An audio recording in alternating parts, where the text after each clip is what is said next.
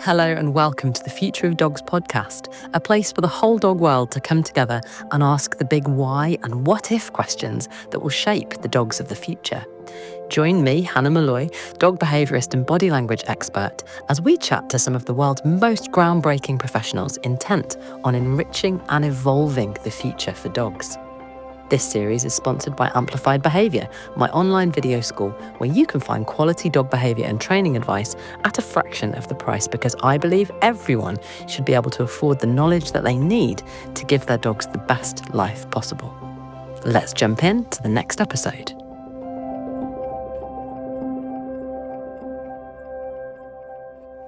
Welcome to another fact-packed episode of The Future of Dogs. If you are tracking these episodes in order, we are now in Series 2, which is a responsible dog ownership special. Ooh.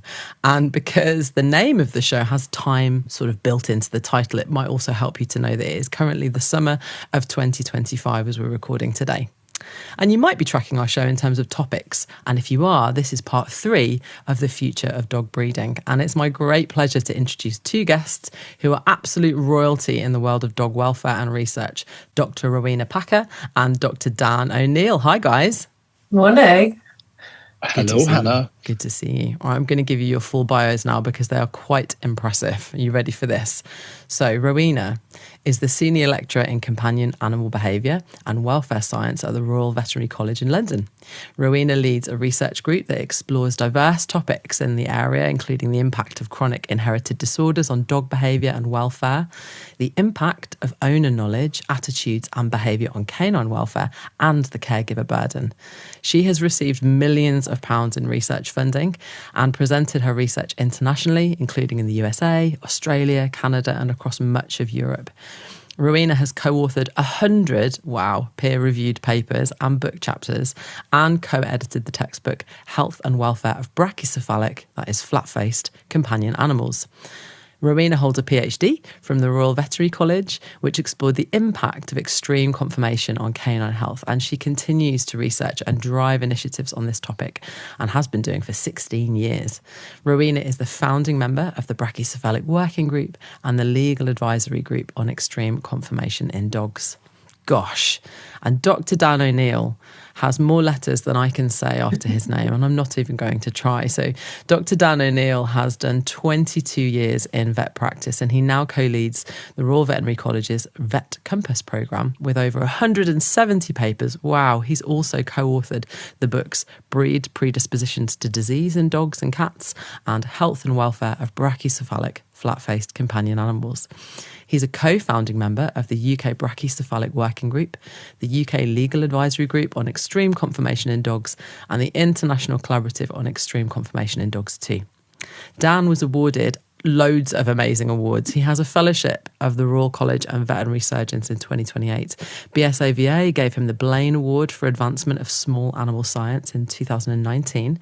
He holds the International Canine Health Award from the Kennel Club Charitable Trust in 2021, and the UK All-Party Parliamentary Dog Group Philippa Robinson Dog Welfare Award that was given in 2024, and the Royal Veterinary College Impact Award in 2025 too. Dan is currently developing his innate health concept as an application for the All-Party Parliamentary Group for Animal Welfare, and that aims to shift the UK dog demographic progressively away from extreme conformation over the coming decade. Wow. It's so good to have you both here. Thank you so much for joining us. No, thanks for having us, Hannah. It's a pleasure. Very kind. Thank you, Hannah. Honestly, you guys are so busy. It's a real honour to get this much of your time. And we at The Future of Dogs really love it when people passion talk. So feel free to take the floor and dance on it. You have both done a ton of research in the world of dogs. Dan, 22 years, 170 papers. That's a mantelpiece full of awards. And Rowena, you're a lecturer with 100 papers. They take time, that's not an easy thing to collect. Plus you're a mum of 2. That's a whole nother job in and of itself. We have a few more papers if I hadn't had them as my outputs in the last 6 years. But hey, it's a good trade-off. Hey, it's a whole new world of research, isn't it? Raising human beings. And the place that your work intersects the most is this arena of flat-faced dog welfare, I would say. So do you want to start us off by just telling us what inspired you both to enter the field? Like, where did your fire come from, would you say? I think in part, both of us, we always say a little bit tongue-in-cheek, but we're both the children of pedigree dogs exposed to a degree. We both started obviously at the same time back in 2009, which now feels like several lifetimes ago. And I think that was a turning point in the UK in terms of awareness of the kind of breadth and severity of health problems that pedigree dogs and dogs in general were experiencing because of our breeding decisions. And although there's a long history of awareness and action, particularly within the veterinary profession, on dog breeding, there's peaks and troughs in these activities. Every kind of 50 years, somebody picks up the baton, has another try. And then unfortunately for the previous attempts back in the 60s and at the turn of the century, there wasn't really lasting impact from those, very laudable activities. So I think if you wonder why Dan and I are like a dog with a bone, we're very Jack Russell with this issue. It's trying to keep that momentum going to actually drive change for these dogs rather than it being like a brief career interest for us. Working in a very applied space of science is both exciting, it means that your results can have relatively rapid impact, hopefully. But it's also quite frustrating because things change all the time. We're working on topics quite often that can flip on a dime, and suddenly there's, I always call it animal welfare whack-a-mole. We do so many not so great things to and with dogs that it's a constantly evolving field. But as I said, in terms of breeding things, in the time that we've worked on these issues, the last 16 years, things have got worse in many ways, which is very frustrating given, we're both big fans of data and evidence. And I think a big learning point for me, and I'd imagine for Dan too, has been how evidence doesn't lead to automatic change. And even when something has a really hefty evidence base that's really quite irrefutable, that doesn't actually do much without additional actions to try and change the way people think, feel, act about dogs and dog breeding. So yeah, I don't think it's one we're going to be dropping anytime soon. And that's quite shocking, isn't it? Because you would have thought once we have the data, once we can see that there's something that we're doing that's really bad, that our behaviours would start to shift. And just to clarify for those listeners who don't know what Pedigree Dogs Exposed is, that there was a TV show in, what year was that now? 2008. 2008, yeah. Okay. That was the year that I graduated, for those that care. So 2008, this documentary series came out on the BBC, and they really started to say that actually the way that we're breeding pedigree dogs is horrendous, and that there are a lot of inherited diseases that come with pedigree dogs that were affecting the welfare of loads of dogs. That is absolutely fascinating. And how about for you, Dan? Is it a similar journey? Did you come in, did you have a passion for this before that point, or was that really a turning point for you too? Yeah, it's a similar approach to that. It's almost starting to think about dogs and dog health as a human problem and not as a dog problem. And that's really where I came in.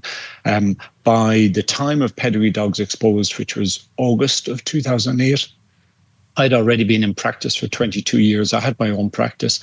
I was getting increasingly frustrated by, one, the lack of good evidence for first opinion practice, and two, just a constant deluge of extreme conformations presenting year after year after year. And it did, even though I knew my clients very well, a very small practice, the clients kept getting the same extreme conformations the next time and the next time and the next time, because they loved these dogs, and evidence of their love was that they would keep getting them. So Pedigree Dogs Exposed came along. The wonderful human side of Pedigree Dogs Exposed was that I happened to sit down and watch it with my youngest daughter of 3 children, who was only 8 at the time. And this was horrendous, watching this program as a veterinary surgeon with your child, who then looks at you and says, what are you doing about this? You're a vet. You're meant to be protecting this.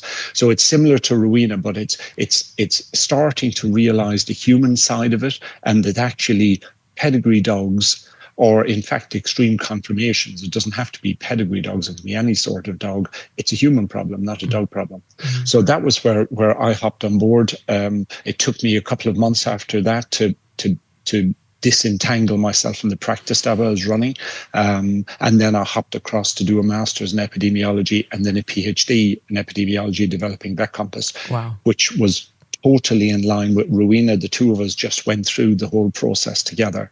And in a way, what we've tried to do over the intervening 15 years is try to merge evidence-based, so hard quantitative evidence, numbers, with the human side. Rowena does lots and lots and lots of wonderful human-based research, so qualitative research, because as Rowena said, evidence alone doesn't change what we believe, what we love. Those are things that we have developed through our culture, through exposure to media, through exposure to different dogs when we're children. And it is really, really, really hard to change people's views on that. So my journey is similar to Rowena's. I think we are getting close to a tipping point. Hopefully we'll explore that in this podcast, or maybe some later podcasts. I think we are getting very close, but we've probably would have said that 5 and 10 years ago as well, Rowena. And I feel like my cynicism is dropping, and I feel like I've gone through many kind of phases of working on this, and I've worked on a real diversity of welfare topics in dogs during that period. And I think part of this, the drier part of this, is that a lot of Dan and I's lifeblood is research funding. And most people in the sector would think, this is one of the biggest animal welfare crises, at least for companion animals, of our time. But actually trying to get research funding to generate that data, whether that's about the dogs or the people, has been a real struggle over that period. And I think that's part of the issue, is that people either think we know enough already, or that we can implement what we have already. And yet, Dan and I are persevering, trying to start more and more studies to get into this issue from different angles. Dan and Vet Compass have looked at the absolute breadth of issues that brachycephalics are faced by. When I first started my PhD back in 2009, the literature on this was scant. It was at best kind of case reports or case series of vets who were trying to palliate against the harms that we see, effectively often cutting off redundant body parts that had been bred into these dogs, which was quite a depressing reflection of our knowledge about them. It was, how can we try and make life a bit better for them, but not so much of a focus on how can we make life better for them from conception by actually breeding better dogs. But it is a challenging area to work in. But as I say, I think the last few years we've seen a lot more activity, interest across the sector. We've had some renewed funding in that area for some really interesting angles. We can talk about today things like outcrossing, far more collaborative work on legislation, legislative action internationally. And I think for me, who is probably inherently cynical, it's really boosted my kind of feeling that we can do something here. And I'm always reminded, I started my undergraduate journey at Bristol, and my course leader then was the utterly inspirational Professor Christine Nicol, who's now at RVC, who is a poultry welfare scientist primarily. And it took her most of her career, from her PhD on the battery cage to, we're looking at maybe 10 to 20 years ago when the battery cage was finally at least outlawed in the UK, of her working on that one issue to see her research actually impact policy and make change for those many millions of chickens out there in the UK and elsewhere. Wow. And I think it is a long game with all of these things. And we all, we're all very passionate. As you said, this is a topic that people get really, really engaged with. It can be very inflammatory. It can be laden with conflict. But it is that long game of actually, you have to be patient. You have to take the right measures. There's no point in doing something that won't work just because you think it's a sticking plaster. So yeah, it's I'm more hopeful than ever. And honestly, this is why I crown you both with that title of royalty, because you have stuck it out, you know, and so much respect to both of you, because it's not an easy journey to change culture. I know as a dog behaviorist, like the impact of the dog, the puppy that I get walking into my training classes, the puppy that I had no power to create, I have not influenced, I can't do anything with the animal that has first come in. It's already been baked, it's already been designed a particular way, it's already been brought up by the mother in the litter, in the environment that it's come into. It comes with so many preset conditions that we then as trainers and behaviourists have to work with, and sometimes more often than I enjoy, we have to apologise to customers that actually they've bought a dog that is very unwell. This dog is unwell, or this dog has a conformation issue that makes it very sick, or it's going to struggle in some social arena to be able to communicate with other dogs, and that is horrendous. So yeah, all power to you for continuing on. And I agree, I think there's a ton of hope right now. I think there's some really exciting things on the horizon that we're going to dig into in a little bit more depth. But Dan, you dropped a buzzword, and I'd love it if you could just expand on it for us. What is extreme conformation? Like, what does that mean? Yeah, it's a really good question, because so basically, we take a dog that is originally a natural creature. Obviously, people don't want wolves living in their houses, but essentially we have a dog that evolution has developed. And whether it's a wolf, a coyote, any sort of canine, a dingo, a fox, they kind of all look the same. Regardless, they're different species, but they look the same. They have longish faces, and they have long tails, and they have a ratio of leg to body height. They have flattish skin. They have hair. They have eyes that sit within their skull. They have teeth that are spaced out. They have nostrils that are open. These are preserved features across 10 million years of evolution. So extreme conformation is then when humans started to get involved, and we started selecting for features that we like. Now, to a degree, some variation within domestic dogs is absolutely fine, and it's what humans do. And we all drive different types of cars and live in different types of houses and wear different types of clothes. It's what humans do. We want variety. But when you get to the point when that deviation from what nature designed to what humans like starts to impose a severe health and welfare issue on dogs, then that's extreme conformation. Mm-hmm. So, and we've defined that. We've set up a group called the International Collaborative on Extreme Conformation. The fact that we need an international collaborative shows this is a worldwide problem. This is a human problem. Mm-hmm. This isn't just UK centric. This is humans right across the world, by virtue of being human, have bought into this concept of extreme dogs being good or fashionable or desirable. What might that look like, Dan, specifically? Like, if I was to visualize a dog with extreme conformation, what might that appear as? Well, a really good question, because that's what we all do. We visualize stuff. We have pictures. So if we think about a flat-faced dog, typically, not all French bulldogs are flat-faced. Some of them actually have noses, and that's where we need to get these dogs to go in the future. Mm-hmm. But if we think of the typical French bulldog or pug or English bulldog, I was going to say walking down the street. Some of them struggle to walk, unfortunately, but moving down the street, grunting and snuffling through a very flattened face with often very narrow nostrils, that's an extreme conformation. So an extreme conformation is defined as any body shape that mankind has designed, that doesn't exist in nature, and that imposes severe health and welfare risks to the dog. So flat-faced is one, which we're going to talk about today, but there are so many others. If you think about dogs, we have lots of dogs with bulging eyes. We have lots of dogs with crowded teeth. Often these are linked with flat-faced anyway. We have lots of dogs with skin folds. These are all features humans think of as very appealing, endearing. We have lots of dogs that are born congenitally with no tails or very short tails. We have dogs with very short legs. The list goes on and on. Hairless dogs, dogs with excessive hair.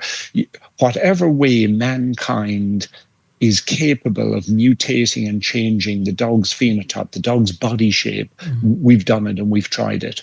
And those are extreme conformations. So essentially any body shape that you can look at in a dog and say, well, a dog that has that body shape is much more likely to get condition X, then we know that's an extreme conformation. It's gone beyond what nature will accept within the realms of decent health and welfare. So, for example, I've lived with a basset hound. Like that might be an example. Would that be an example? She's a beautiful dog, and like I love her heart, but she's got these giant ears, and she would step on them as she walked, which you know we could find quite funny if we weren't looking at it from the dog's perspective, and it's understandable. I think there's lots of strange body shapes that we're like, haha. We sort of naturally laugh at dogs until we go, oh, you're living in that body. You can't not tread on your ears, huh?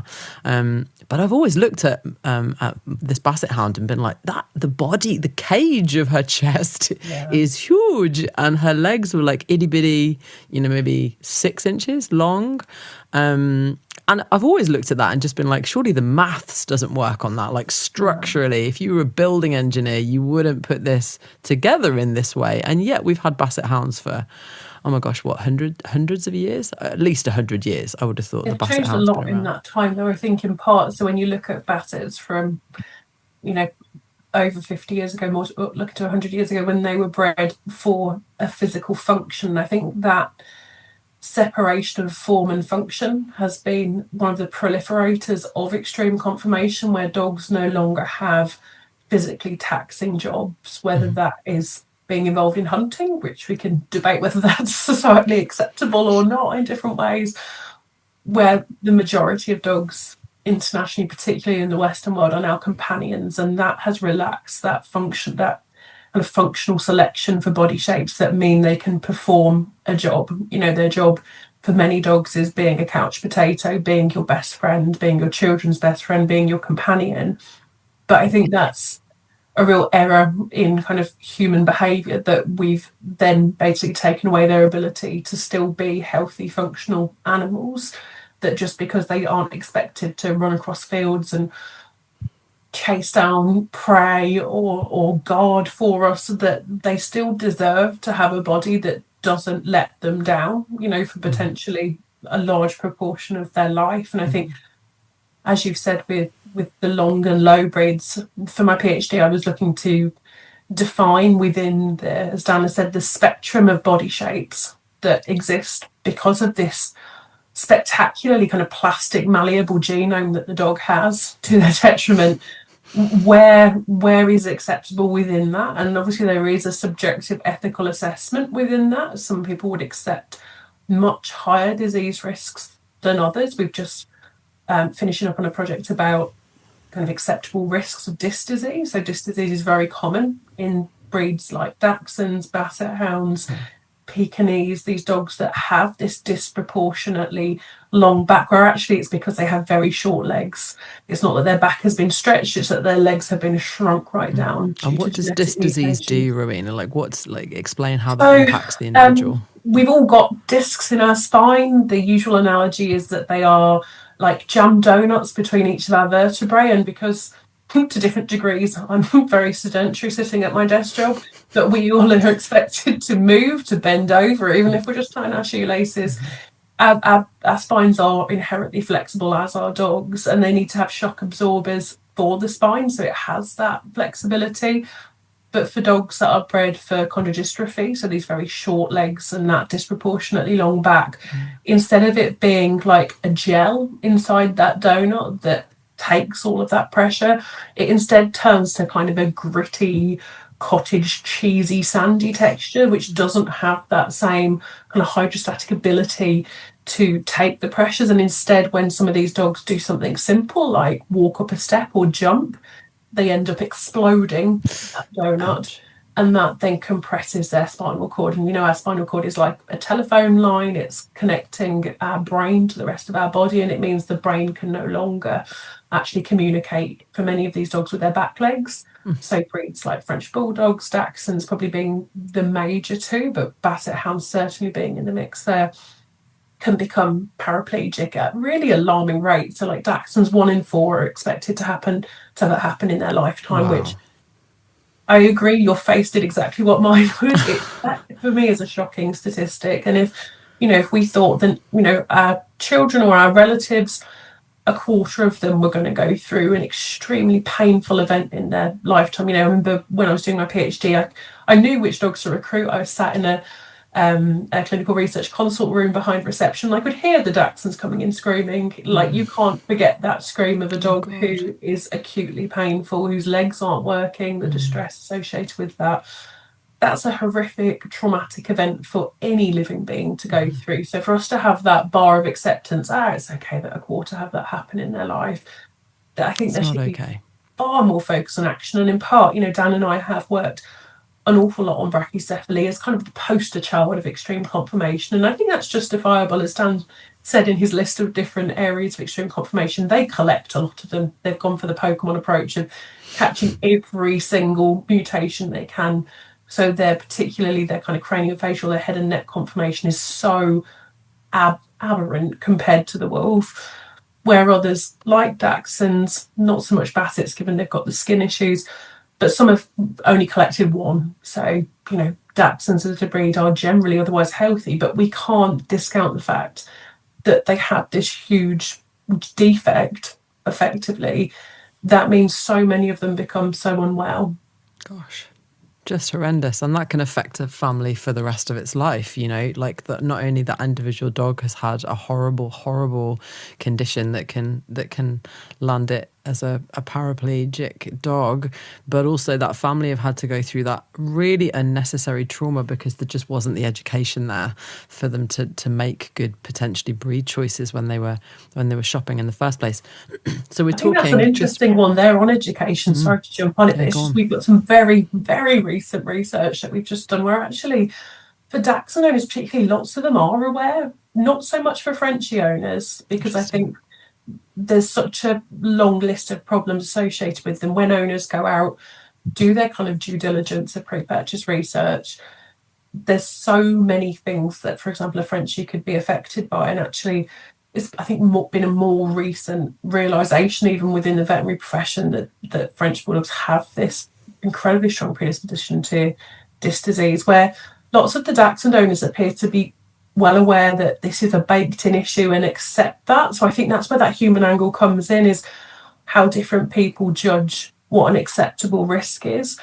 How as people we often other ourselves. We think it won't happen to me. And you see that a lot with these owners who come in and they're like, well, I knew it was an issue, but it wasn't going to happen to my dog. I acquired him from the best breeder I could find. I spent £2,000 on him. I haven't let him jump on and off furniture. And all of these kind of compensatory behaviours, I think for many people make them think that they are then immune, and then they become devastated when it actually does happen. When these young dogs might be 2, 3, 4 years old.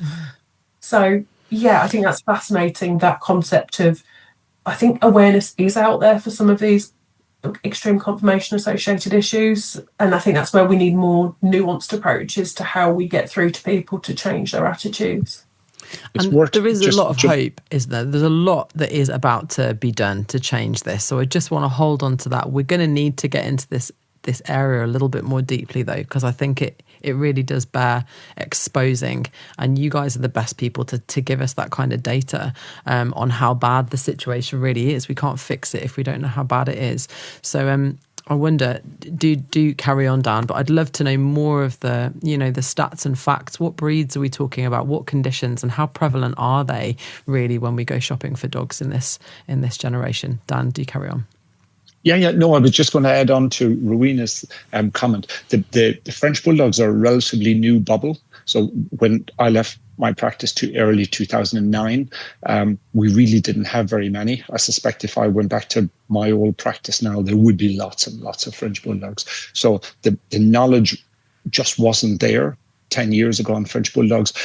Pretty well every vet compass study I do I'm now discovering more and more and more predispositions. So disorders that French Bulldogs have a higher risk of compared to other breeds. So genuinely, it probably is a revelation over the last 10 years just how poor their health is. Dachshunds, as Rowena said, have this one major issue. And owners do seem to be aware of it. And as Rowena said, do believe their one is the 3 out of 4 that won't get that severe explosive disc problem. However, if we're moving into more and more awareness going forward, there is increasing awareness that actually the 3 out of 4 that don't get the disc problems also have a huge negative impact on their life.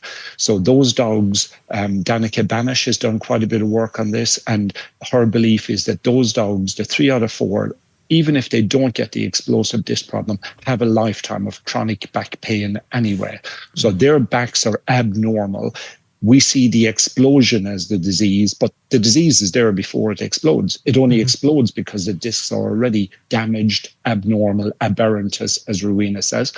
And even apart from the back pain, the chronic back pain that those dogs have before their discs explode, we are negatively impacting on their quality of life because we're trying to protect them by not letting them run, not letting them play, not letting them jump up on the couch, not letting them do all the natural things that dogs want to do. So we're imposing an absolutely abnormal, unpleasant life on a dog as part of our good, loving care. And that's part of the big revelation going forward, is that these impacts, negative impacts on health and welfare aren't just from active clinical disease. They're built in for the dogs themselves and the suffering they have, and from how us as humans try to protect the dogs.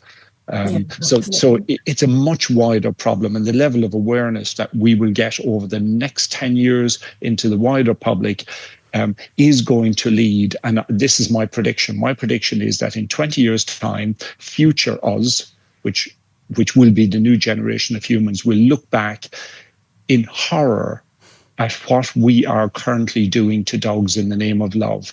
And we will look back and say, what on earth, humanity, were you doing deliberately breeding dogs with extreme conformation, not only to have high risks of clinical disease, but to have almost 100% probability of a lesser quality of lives than a normal non-extreme dog. So that would be my prediction. In 20 years' time, if your listeners out there are still watching and listening, maybe they'll review this podcast and see if my prediction You are the future of dogs. You guys, in the next 20 years. I hope so. It's true, though. I think bringing in those concepts of quality of life and of behaviour, I think, is key in this. And I think, we can't talk about welfare as just meaning health. And health has, again, taken up the kind of lion's share of the conversation here. But we do need to think more critically about how body shape limits and shapes a dog's life, whether it's literally what they can physically be capable of or the way that their owner acts to protect them in some way from disease. Another one that Dan's done work on is, around heat. We're living in a world that's getting warmer and warmer, and yet we're breeding dogs that are less and less resilient to fluctuations and increases in temperatures. And we get owners who, on paper, it looks very responsible. I'm not taking my dog out above XYZ heat. I only take them on tiny walks. I don't walk them. And you think we should have dogs that are capable, at least in some of the British temperatures. We're not exactly known for being in an exotic environment. Yeah. And the same in terms of behaviour. I know you've touched on this with your own work, Hannah, but thinking about ability to express themselves, whether that's with fellow dogs or with people. Thinking about Dan's example of Dachshunds, I'm sure you see in your line of work many, many reactive Dachshunds. And, we've probably all had a bout of back pain at some point in our lives and probably not being the best version of ourselves during it. And I think it's pulling apart a little bit more. Why do these dogs behave this way? Is it because we've bred them to be so small that the world around them is inherently more threatening? If we had relatives that were, the difference between a Dachshund and a Great Dane is an extreme example. Other people around us that were that scaled up, we'd probably be quite scared of them. But the same, if you've got that, adding in the fact that you might have grumbling chronic pain issues that we know are so linked with behaviour, particularly aggressive behaviour, in the here and now, in our knowledge in this space, we need to stop, as you've already very rightly said, turning a lot of dogs' behavioural characteristics into a joke. You know, we always it's talk normalized, isn't it? And we do. It's like a little man syndrome. It's a concept that we've created. Like, this is a dog who has little man syndrome, and the reason for his behavior is that he's a little dog that thinks he's a big dog. And so we miss so much detail, don't we? I think size is a really big one. You know, that is an absolutely inherent part of extreme conformation. Thinking back to the 90s, the Council of Europe brought in this concept of healthy conformational limits, which is very married with this concept of innate health, of how big, how small, how long, how flat. So thinking of all of these different dimensions to dogs. And I think the low-hanging fruit has been how flat, how long in terms of faces and backs. But you know, this is a concept that needs to keep rolling on and bringing in more of these issues and putting a spotlight on them, because being a giant dog, I don't think it optimizes that dog's ability to live a good life in that scale of a life worth living. I think it makes life inherently more challenging for them. And the same for being a miniature dog. I think we've been so obsessed with our ability to keep molding this kind of plasticine body of dogs that we've really lost sight of, is that the right body for that dog? And that's probably the area that we get the most pushback. It's probably one of the areas I'm most interested in as a welfare scientist by training. But the amount of conversations I've had within all of these groups that Dan and I are part of that get pushed back as being like, you're being ridiculous now, we should only think about disease. Because I think that is often in the front of the minds of breeders. They want to avoid that really in-your-face clinical disease, where the kind of unpleasant reality of actually it's not just in those episodes, it's day-to-day life is a little bit more unpalatable. It's just a different area of concept as well, isn't it? I know when I started to talk about, you know, pugs or French bulldogs or dogs who have skin folds on their forehead, and we start thinking about actually how when dogs wrinkle their forehead like that, they are actually giving an aggressive snarl. Usually, like, that's a posture that says, I'm not comfortable and I don't like you. And yet we're having dogs born into bodies that can't avoid giving that communication visually. Obviously, dogs do a lot of communication that is based on scent as well.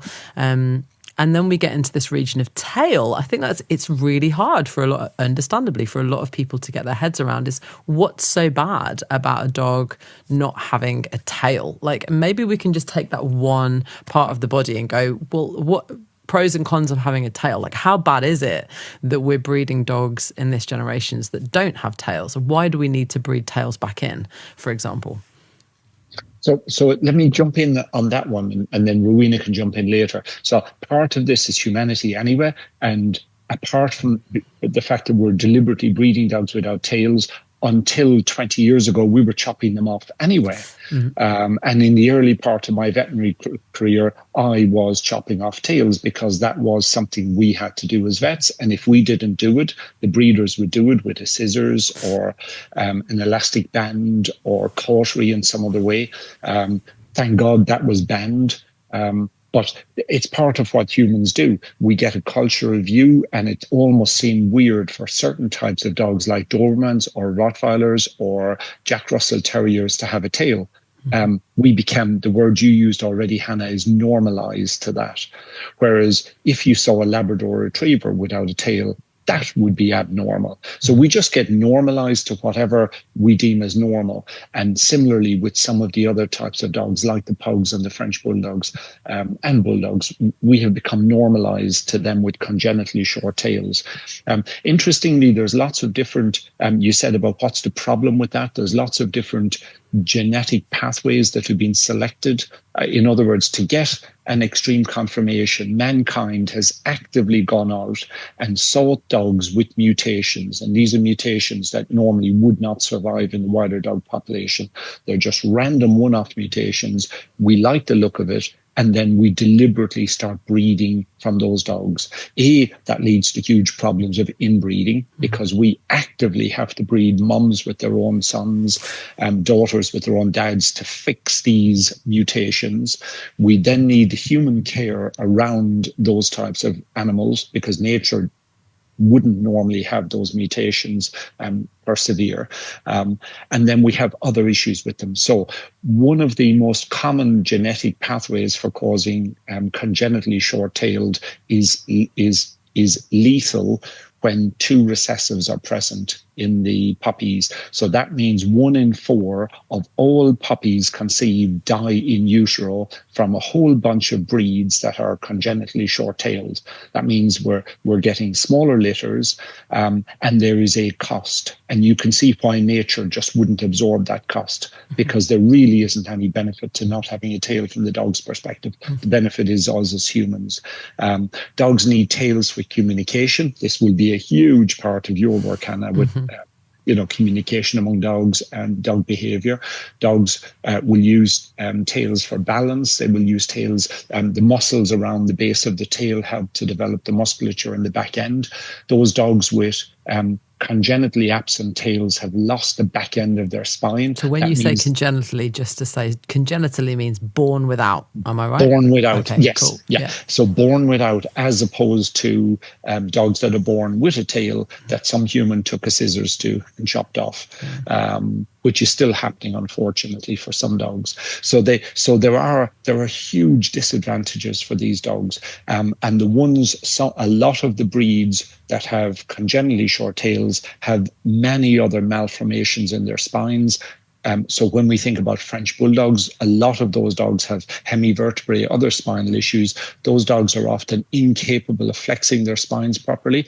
They cannot turn around and lick their own bums. So they go through lifetimes of suffering from just being incapable of doing what dogs normally do, which is to relieve itch around their back end by turning around and licking themselves. So when we look at what we might see as a very benign thing, this is benign, it's just an absent tail. For the dogs, that is a lifetime of horror. And this is the horror that 20 years down the line, I'm predicting humans will all recognize. And instead of currently seeing it as cute or adorable or desirable or normal, we will look back and think, what on earth were we doing 20 years ago, i.e. now, when we thought that this was acceptable?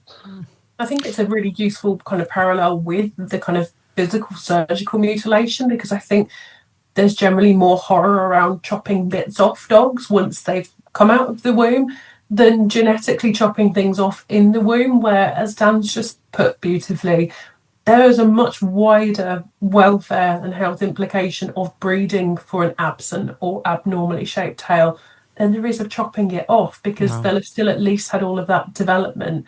That the rest of their body is functional with that long tail.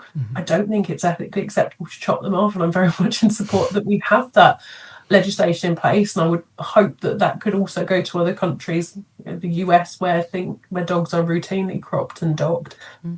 But it's that concept of we're doing the same things, but we're doing them in utero through our selection decisions. And it's always a useful kind of thought experiment of, there's a huge public kind of backlash against using dogs in research, and dogs that are used in research, the research projects will have to be very closely scrutinised. They'll have to go through multiple ethical review processes to get a Home Office licence, to sometimes do the entry level, the mildest kind of intervention would be the equivalent of injecting the dog for something, for example, that's a study that it isn't in their interest. It's more for the research part of things. So it's just the literal insertion of a needle into them.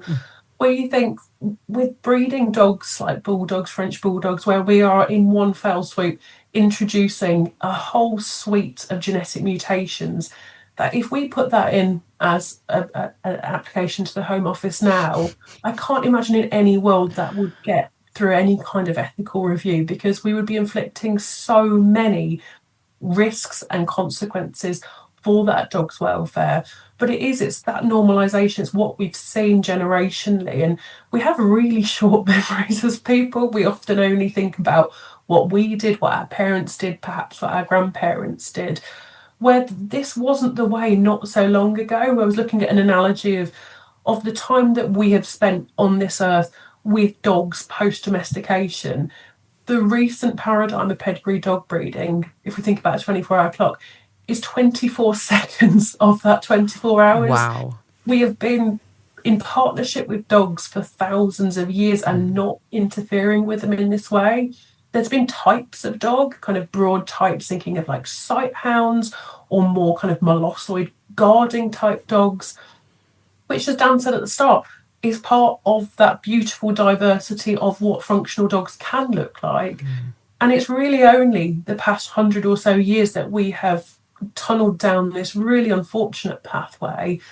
But in part, for me, again, getting my positive pants on again, Hannah, for me, that makes me feel like we can actually reverse it, because it's a kind of recent blip that we kind of had a bit of a ethical boo-boo, and that's very much downplaying how bad this is.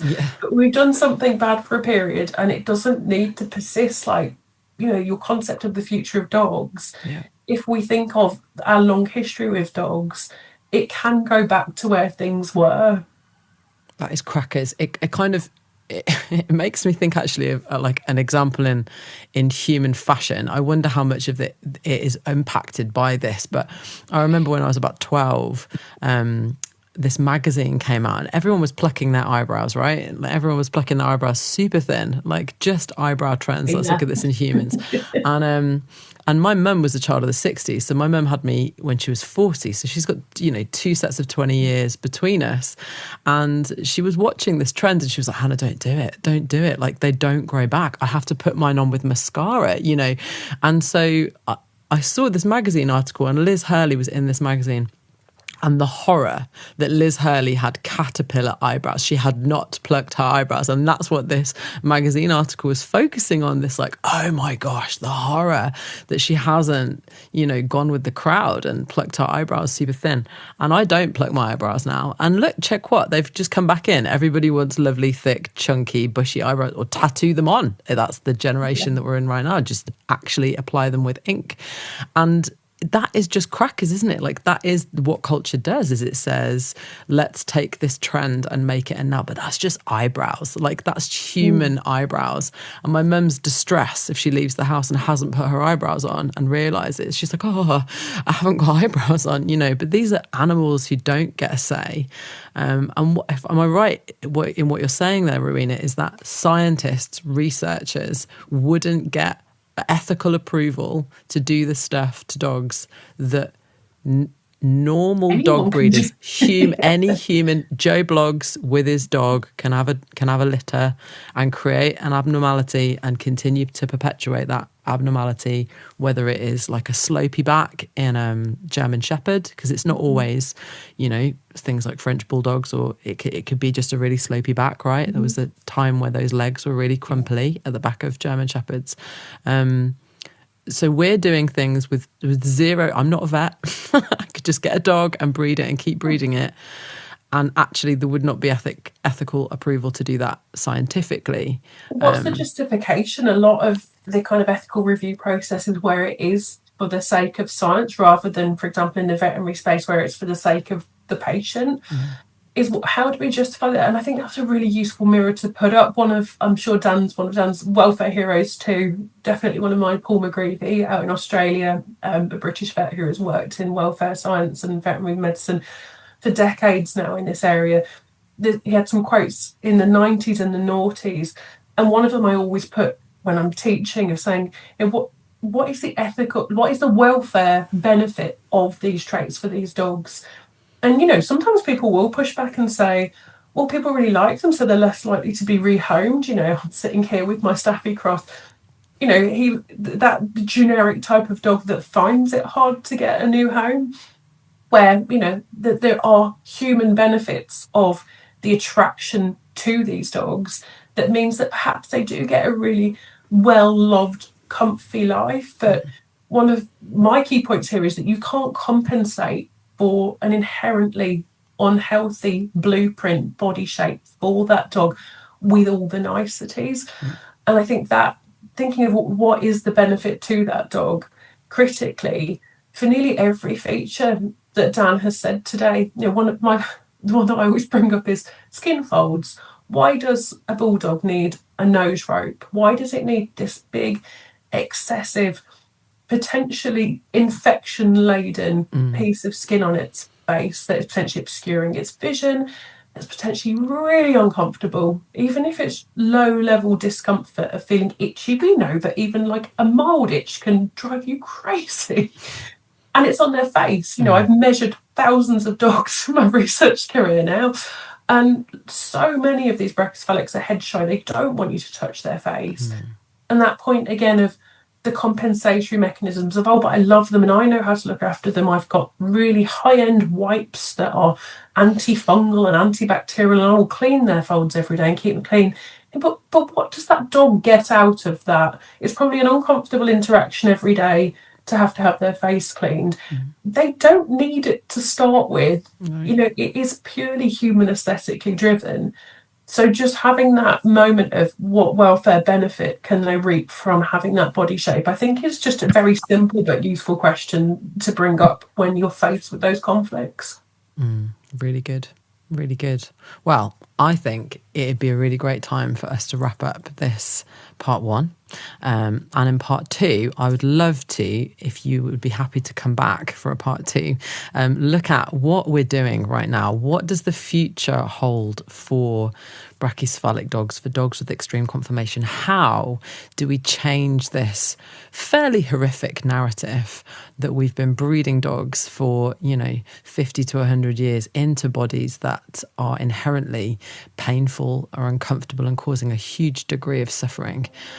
So it's been so lovely to have you both. Do come back, and we're going to look at what the hope on the future, on the horizon, looks like for the future of breeding dogs. And that's all for another episode of The Future of Dogs. Big thanks to our sponsor, Amplified Behaviour. Your host and producer is Hannah Malloy. Technical direction, audio and video producer is Mark Goslett. And the graphic designer is James Whipps.